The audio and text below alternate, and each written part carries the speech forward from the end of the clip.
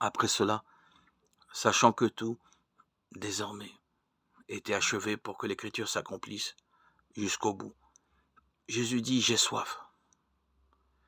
Il y avait là un récipient, plein d'une boisson vinaigrée. On fixa donc une éponge remplie de ce vinaigre à une branche d'hysope, et on l'approcha de sa bouche. Quand il eut pris le vinaigre, Jésus dit: Tout est accompli. Puis, inclinant la tête, il remit l'esprit. Jean 19, 28, 30. Tout est achevé, tout est accompli, mission accomplie.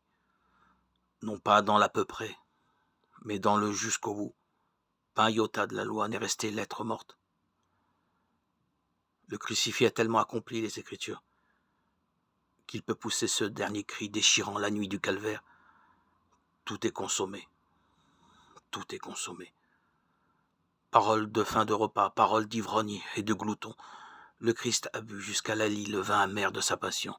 Mais mieux encore qu'aux noces de Cana, l'heure déjà se profile du vin nouveau et délicieux, et du grand signe de l'abondance.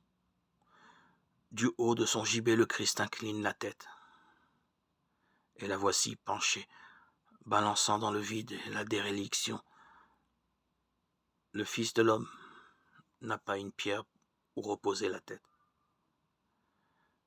Mais toi, disciple bien-aimé, tu pourras reposer à jamais sur la sacrée poitrine, abandonner ta face à garde sur l'épaule de ton Sauveur, coller ton oreille sur ce cœur qui n'a battu que pour toi.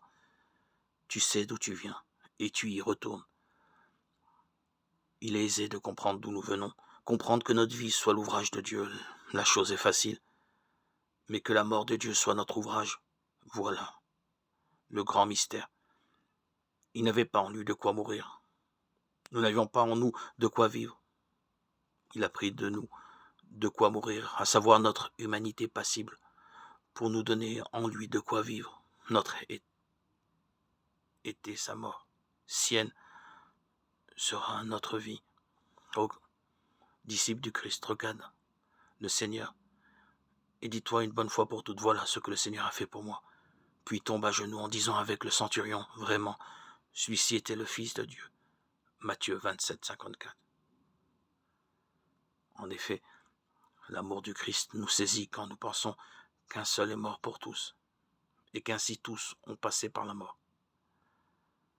Car le Christ est mort pour tous, afin que les vivants n'aient plus leur vie centrée sur eux-mêmes, mais sur lui, qui est mort et ressuscité pour eux. 2 Corinthiens 5, 14, 15.